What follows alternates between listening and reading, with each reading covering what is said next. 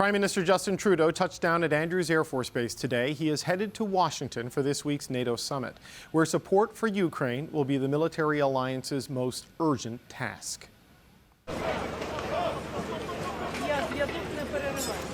And it can't come soon enough for Ukraine. Today, Russia rained missiles down on Kyiv and surrounding cities in broad daylight. The attacks killed at least 36 people and badly damaged Kyiv's main children's hospital. Ukrainian President Volodymyr Zelensky said Ukraine would retaliate and called on allies to give a firm response to the attack. He said the whole world should use all its determination to finally put an end to the Russian strikes. These attacks on Ukraine come as Hungarian Prime Minister Viktor Orban met with Russia's strongest ally, Chinese President Xi Jinping. Orban described the meeting as a peace mission. Orban also met with the Russian president himself last week, a move highly criticized by his NATO counterparts. Following the meeting with Vladimir Putin, Orban told a German newspaper that Ukraine could never defeat Russia. This as staunch supporters of Ukraine face their own setbacks heading into the NATO summit. Here at home, Canada has still yet to meet the NATO 2% defence spending target. Parliamentary elections in France have destabilized one of NATO's most important contributors, and questions about U.S. President Joe Biden's ability to lead linger over the meeting in Washington. Latvia's President Edgars Rinkēvičs joins me now. Mr. President, welcome to the program. Thank you for your time, sir.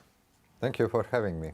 As you're in Washington to meet with your NATO partners, Ukraine is enduring increasing strikes by Russia. Today, they hit a children's hospital, killing a doctor and some other people. What are at stakes for Ukraine as NATO meets in Washington?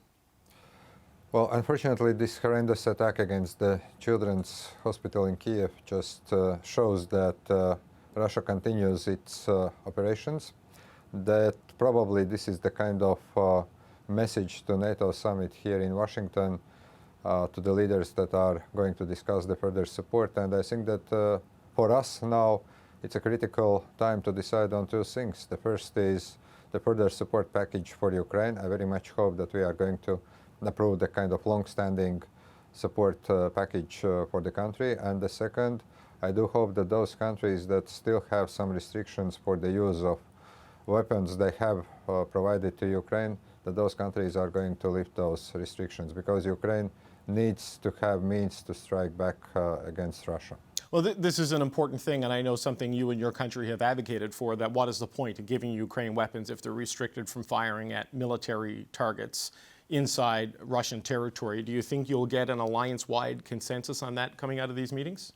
Well, the strange thing is that this is not what alliance is going to decide, because those decisions are individual decisions by member states. However, I do hope that the general mood, the general tone of the discussion would help those governments that are still having those restrictions to lift them. So it's not going to be the alliance-wide decision, because there is no alliance-wide policy on this, but I do hope that we will be able to convince those who still have some doubts. Okay, fair point there. The headline, Mr. President, that we're told to expect in this summit is a bridge to NATO membership for Ukraine. What is your sense of what that will look like and how that will change things for Ukraine in its fight right now?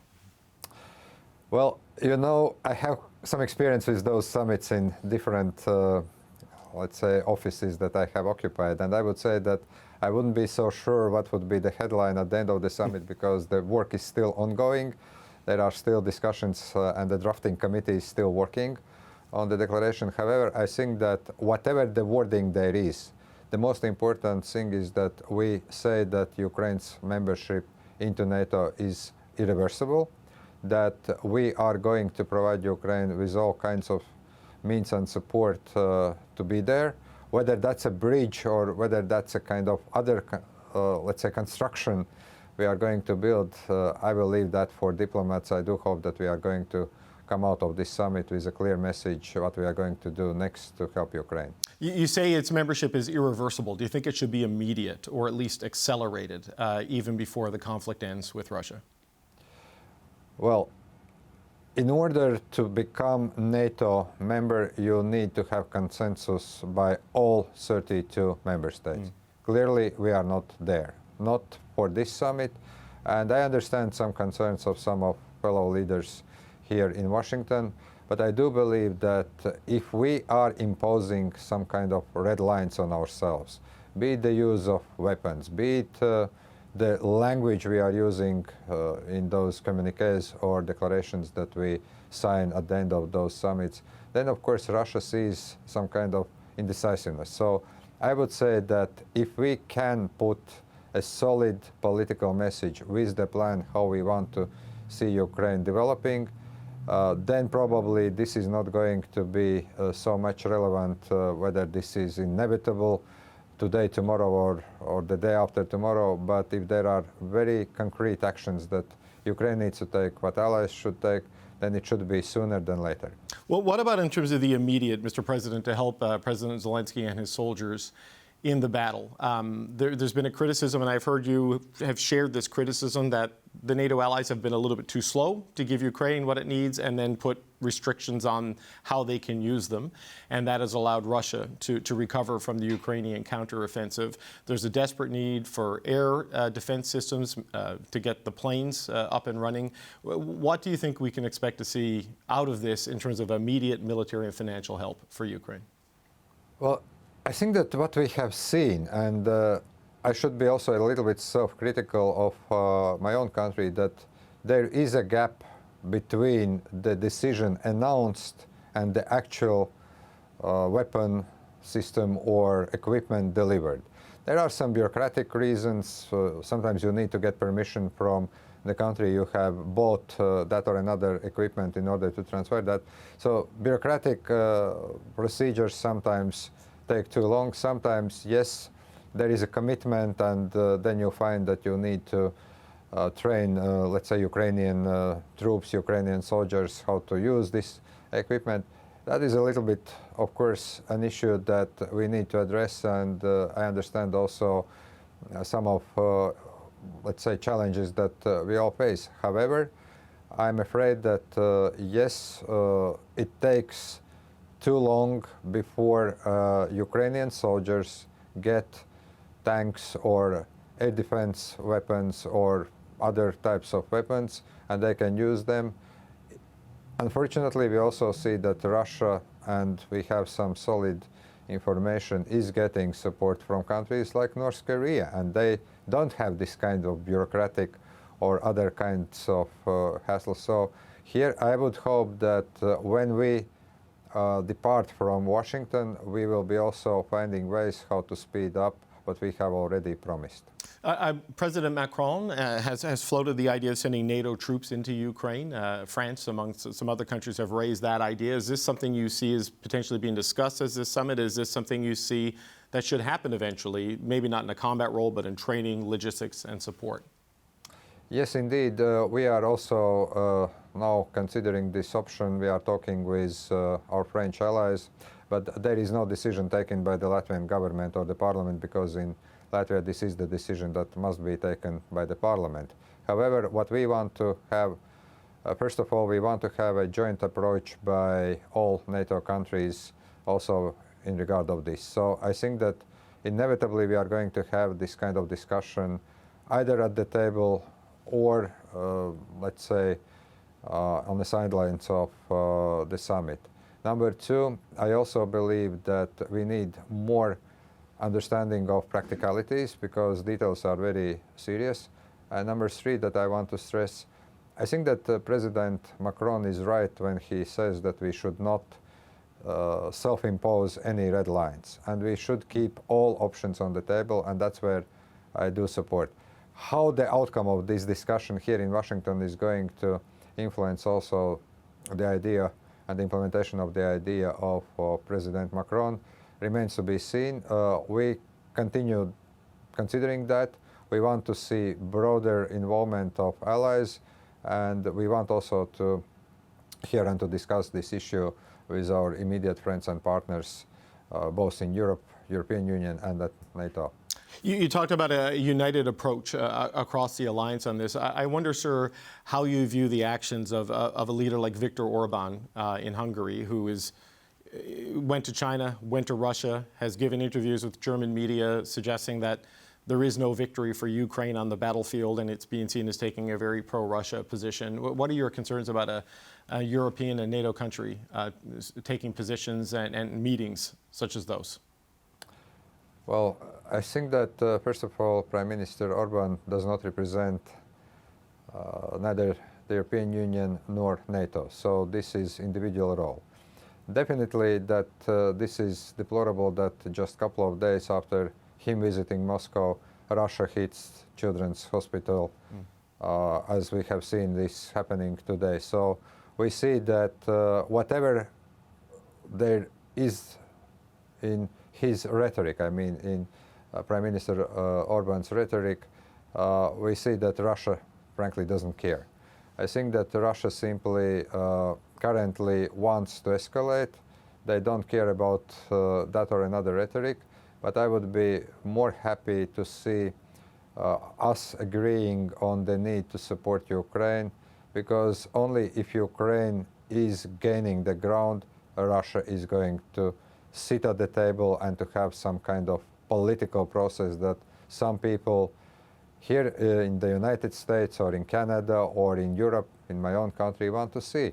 But the problem is that Russia currently does not feel that pressure, and just going to Moscow or to Beijing, advocating for ideas that nobody cares in those capitals, well, probably that has some internal political value, but I wouldn't also exaggerate that for the stance that we as NATO and the EU are going to take when it comes to the support and help to Ukraine, both politically and also militarily.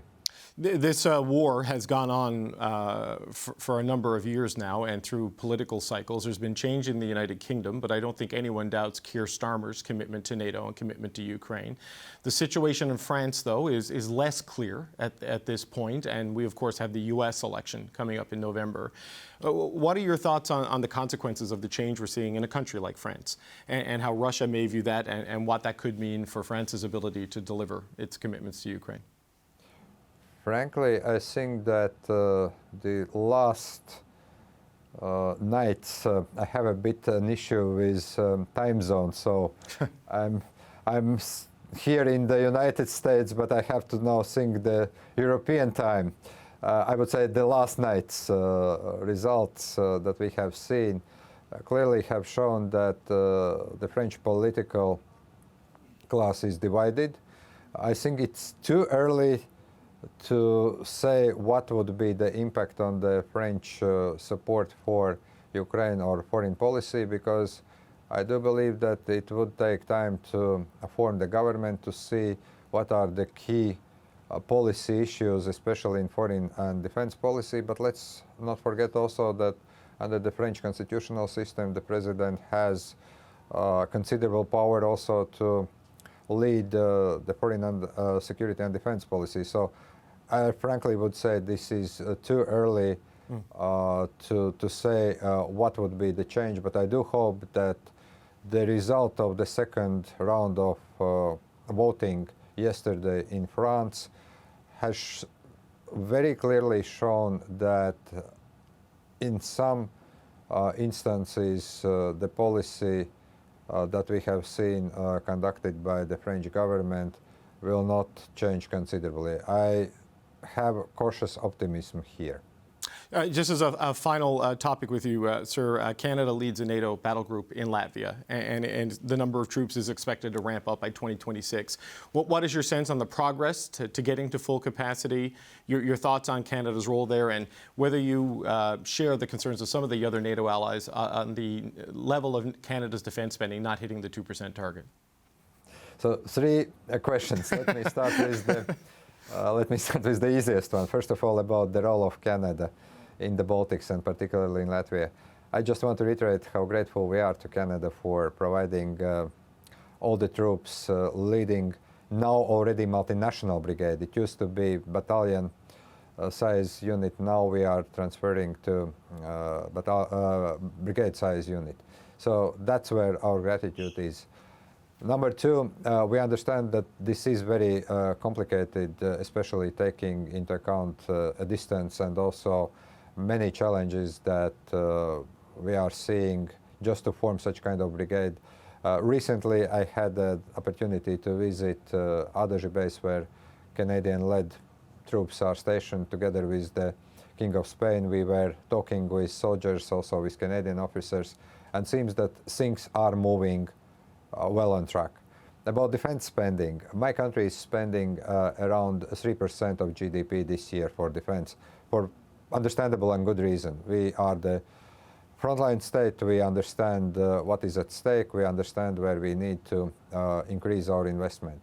Of course, I would love to see all countries spending a minimum 2% of GDP, but we also take into account that there are countries that, like Canada, that are doing a lot, and it is also very important that you not only meet the targets, but also how you spend. And I think that Canada's investment in NATO and also in the eastern flank, and particularly in Latvia, is something that can be taken as a good credit. But of course, we are going to have an interesting discussion also here at NATO about burden sharing, and I think that we need to take also concerns by our key allies about everyone spending more seriously. I hope we are going also to find a consensus on this issue during our discussions here in Washington during the summit.